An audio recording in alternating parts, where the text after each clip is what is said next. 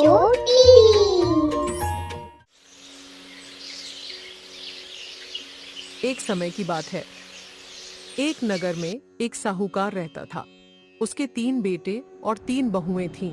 सबसे छोटी बहू बहुत ही सुशील, संस्कारी और भगवान श्री कृष्ण की अनन्य भक्त थी। सावन के महीने में दोनों बहुएं रक्षाबंधन के त्योहार पर अपने अपने पीहर जाने की तैयारी करने लगी। वह जल्दी उठकर घर का सारा काम करने लगी।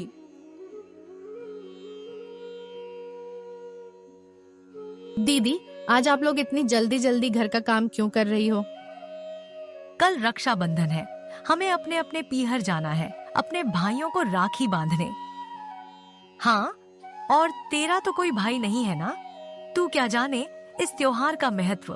भाई बहन का रिश्ता बहुत पवित्र होता है। ये बात छोटी बहू के दिल को चीर गई। वह चुपचाप अपने कमरे में गई और श्री कृष्ण की मूर्ति के सामने बैठ गई। हे प्रभु, क्या मैं इतनी अभागन हूँ कि मेरा कोई भाई ही नहीं है? क्या मैं कभी राखी का ये पावन त्योहार नहीं मना सकती?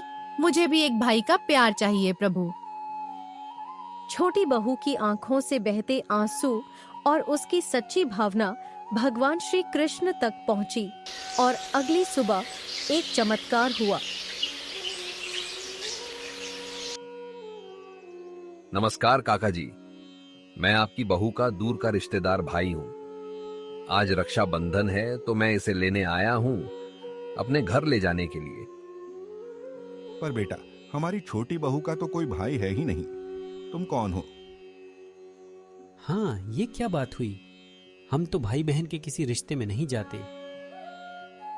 काका जी, रिश्ता थोड़ा दूर का है, लेकिन भावना दिल से जुड़ी है। जब ये छोटी थी, हमारे गांव में कई बार आई है।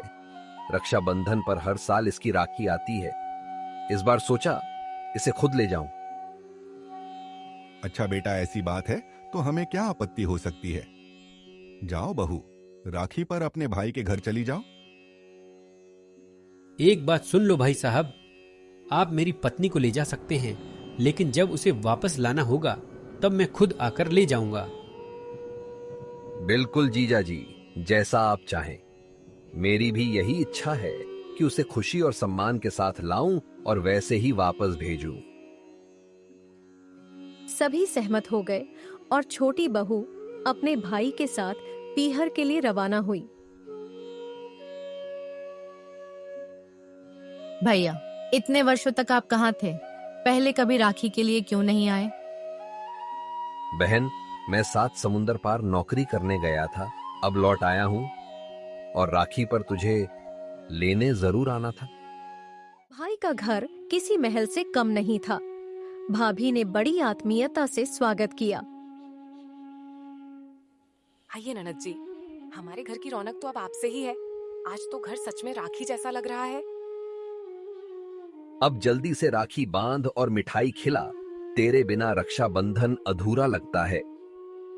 अगर आप ही मेरे भाई हो तो मुझे दुनिया का हर सुख मिल गया।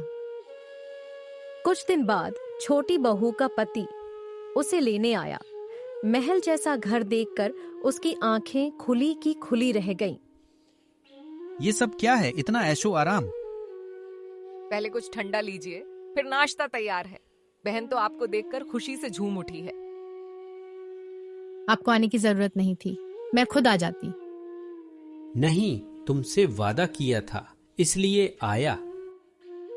बहन, बहुत जल्दी लौट कर आना, ये घर तब तक सूना रहेगा। ये कुछ तोहफे हैं तुम्हारे लिए। अपने घर की बेटी को खाली हाथ थोड़ी विदा करेंगे। ये सब इतना कुछ क्यों? यह सिर्फ चीजें नहीं हैं, यह बहन के लिए हमारा प्यार है। आप सबने इतना मान सम्मान दिया, मैं इस एहसान को कभी नहीं भूलूंगी।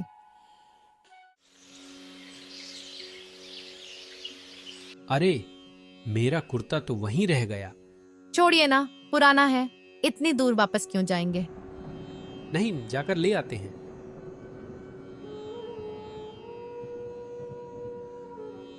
जैसे ही दोनों वापस लौटे, वहां महल नहीं, सिर्फ एक पीपल का पेड़ था और उस पेड़ पर वही पुराना कुर्ता टंगा था। यह क्या? ये कहाँ आ गए हम? वो महल, वो ऐशो आराम, सब कहाँ गया? ये तो मेरा ही कुर्ता है। मतलब हम वही हैं जहां से चले थे। ये काला जादू है। कौन था वो? कौन था जो तुझे अपना भाई बताकर ले गया? मैं नहीं जानती। वो सचमुच मुझे अपना भाई कहता था। उसने तो मुझे पहले ही शक था, तभी तो लेने खुद आया। अब बता कौन था वो? बोल। रुको, मत मारो उसे। यह मेरी बहन है। हर वर्ष रक्षाबंधन पर यह मुझे राखी बांधती रही है। इस बार मैंने अपने भाई होने का धर्म निभाया है। प्रभु, आपने मेरी रक्षा की। आपने तो मुझे संसार में सबसे बड़ा भाई दे दिया। प्रभु, मुझसे बहुत बड़ी भूल हो गई। मैं अपनी पत्नी की भक्ति और आपके स्वरूप को न पहचान सका। कृपा करें। जहाँ प्रेम और विश्वास होता है, वहाँ मैं सदा उपस्थित रहता हूँ। रक्षा का बंधन केवल धागा नहीं, भाव है, सच्ची भक्ति है। Like, subscribe and press the bell icon.